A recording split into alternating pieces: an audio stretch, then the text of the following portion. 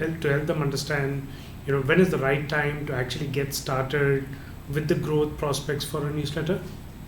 Yeah, I mean, I think that we can talk about like the offer formula thing. I think that's very good for like, for ads or putting together like a sales pitch or something. But I would say like if you want to go back even before that and say, hey, should I even start a newsletter?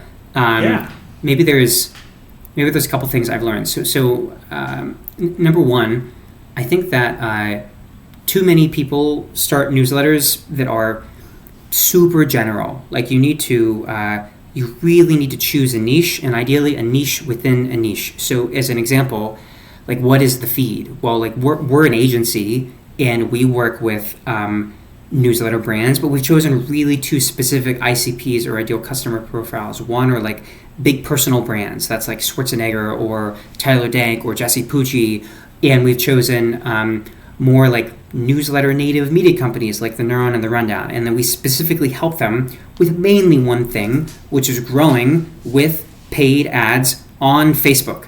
So that's a lot of like niche down decisions right in there. We don't do like growth operating for creators where we take 20% of their revenue and help them scale their newsletter business and their info product business, right? That's another variation of that. That sounds familiar. Yeah, we don't do Google ads, we don't do Reddit ads, we don't do TikTok, we don't do Twitter, right? There are all these choices. And so It's a similar thing for like newsletters. I think that I don't know if your person has like an audience already or how they're thinking about it, but like maybe there's a couple ways you might start a newsletter. There's probably three. One is like you start a newsletter because you want the newsletter to be like a business, and you're sort of like an opportunist, which is what I was. Like I started newsletters in specific niches because I thought maybe they could make a good amount of money.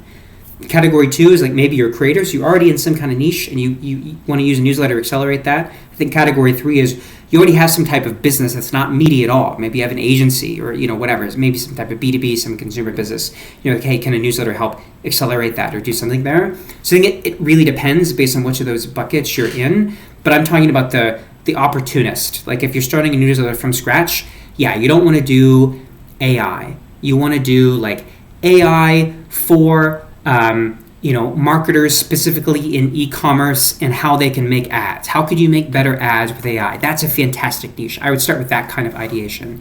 And that itself, considering you tell me that this is a sub niche, but that itself is a very big niche.